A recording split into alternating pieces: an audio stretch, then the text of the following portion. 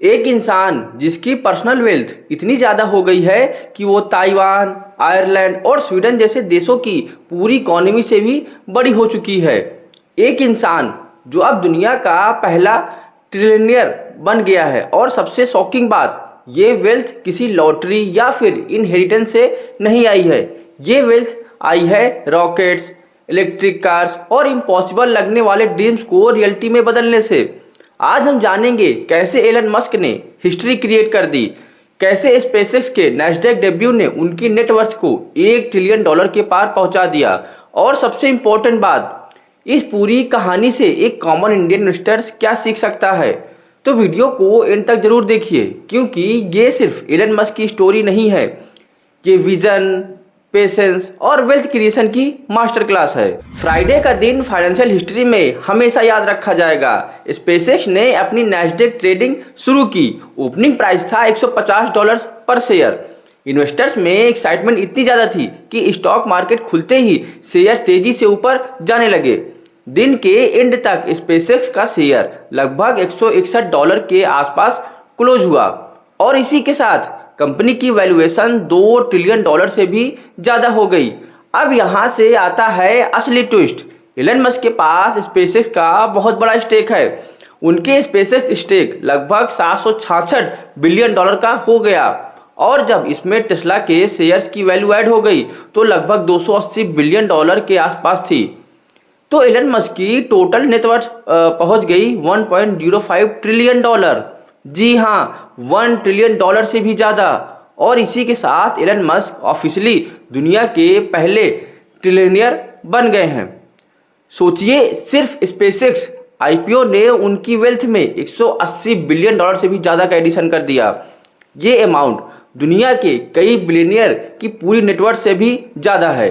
लेकिन दोस्तों, ये सक्सेस एक दिन में नहीं आई। चलिए थोड़ा टाइम मशीन में पीछे चलते हैं। 2012 की बात करें तो फोर्ब्स और ब्लूमबर्ग ने एलन मस्क को बिलियनियर डिक्लेयर किया। उस समय उनकी एस्टिमेटेड नेटवर्थ थी करीब $2.4 बिलियन।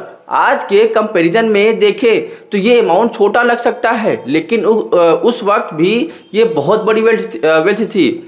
फिर आया 2019। मस्क की वेल्थ लगभग $20 बिलियन तक पहुंच गई, लेकिन असली एक्सप्लोजन अभी बाकी था। 2020 में टेस्ला स्टॉक रॉकेट की तरह ऊपर जाने लगे। इलेक्ट्रिक व्हीकल्स का क्रेज बढ़ा। इन्वेस्टर्स को लगा कि फ्यूचर ईवी का है और टेस्ला उस फ्यूचर का लीडर है। इसका रिजल्ट क्या हुआ? टेस्ला शेयर्स ने मस्क की वेल्थ को अनइमेजिनेबल स्पीड से ग्रो कर दिया। वो दुनिया के सबसे अमीर लोगों की लिस्ट में तेजी से ऊपर चढ़ने लगे। $100 बिलियन, फिर $200 बिलियन, फिर $300 बिलियन, और आज $1 ट्रिलियन। सिर्फ 6 सालों में उनकी वेल्थ लगभग 10 गुना बढ़ गई। ये मॉडर्न फाइनेंशियल हिस्ट्री की सबसे एक्स्ट्राऑर्डिनरी वेल्थ क्रिएशन स्टोरी में से एक है। अब सवाल आता है, आखिर स्पेसएक्स इतना वैल्यूएबल कैसे बन गया? कुछ साल पहले तक रॉकेट इंडस्ट्री गवर्नमेंट डोमिनेट करती थी। नासा, रशिया और चाइना जैसे प्लेयर्स ही मेजर नाम थे। लेकिन एलन मस्क ने सोचा, रॉकेट लॉन्च इतना महंगा क्यों है? उन्होंने रीयूजेबल रॉकेट्स का कॉन्सेप्ट पॉपुलर बना दिया। आज स्पेसएक्स रॉकेट लॉन्च करता है, रॉकेट वापस लैंड करता है और फिर उसे दोबारा लॉन्च किया जा सकता है, यानी कॉस्ट ड्रामेटिकली कम। इसके अलावा स्टारलिंक प्रोजेक्ट ने भी कंपनी की वैल्यू बढ़ाई। आज स्टारलिंक दुनिया भर में सैटेलाइट इंटरनेट प्रोवाइड कर रहा है, रिमोट एरियाज में इंटरनेट पहुंचा रहा है, और फ्यूचर में ग्लोबल कनेक्टिविटी का मेजर प्लेयर बन सकता है। इन्वेस्टर्स को लगता है कि स्पेसएक्स सिर्फ रॉकेट कंपनी नहीं है, ये एक स्पेस इंफ्रास्ट्रक्चर कंपनी है, और इसी बिलीफ ने कंपनी की वैल्यूएशन को $2 ट्रिलियन के ऊपर पहुंचा दिया। अब कंपैरिजन सुनकर आप शॉक्ड हो जाएंगे। एलन मस्क की नेटवर्थ अब दुनिया के अगले 5 सबसे अमीर लोगों की कंबाइंड वेल्थ से भी ज़्यादा है।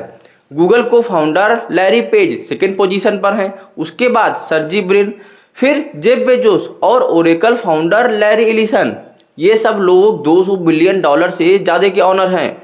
लेकिन फिर भी एलन मस्क इन सब से काफ़ी आगे निकल चुके हैं और ये गैप कंटिन्यूसली बढ़ता जा रहा है। एक वक्त था जब जेफ बेजोस दुनिया के सबसे अमीर इंसान थे, उससे पहले बिल गेट्स, लेकिन मस्क ने वेल्थ क्रिएशन की स्केल ही चेंज कर दी। अब डिस्कशन बिलियन डॉलर्स की नहीं, ट्रिलियन डॉलर्स की हो रही है। लेकिन दोस्तों, जहां इतनी बड़ी सक्सेस होती है वहां डिबेट भी होती है। बहुत लोग पूछ रहे हैं, क्या एक इंसान के पास इतनी वेल्थ होनी चाहिए? क्या ट्रिलियनियर बनना वेल्थ इनइक्विटी को बढ़ाता है, इनइक्वालिटी को बढ़ाता है? सपोर्टर्स कहते हैं एलन मस्क ने इनोवेशन क्रिएट किया, जॉब्स क्रिएट की, टेक्नोलॉजी को आगे बढ़ाया, इसीलिए उनकी वेल्थ जस्टिफाइड है। क्रिटिक्स कहते हैं इतनी वेल्थ कंसंट्रेशन सोसाइटी के लिए कंसर्न हो सकती है। यही डिबेट आने वाले सालों में और भी ज़्यादा इंटेंस हो सकती है। लेकिन एक फैक्ट क्लियर है, हिस्ट्री में पहली बार किसी इंसान ने ट्रिलियन डॉलर मार्क क्रॉस किया है और इस अचीवमेंट को इग्नोर नहीं किया जा सकता। अब सबसे इम्पोर्टेंट सेक्शन, एक कॉमन इंडियन इन्वेस्टर इस स्टोरी पे क्या सीख सकता है। Lesson number 1, big wealth usually comes from big vision. यानी एलन मस्क ने शॉर्ट टर्म प्रॉफिट्स पर फोकस नहीं किया, उन्होंने फ्यूचर इंडस्ट्रीज पर बेट लगाई।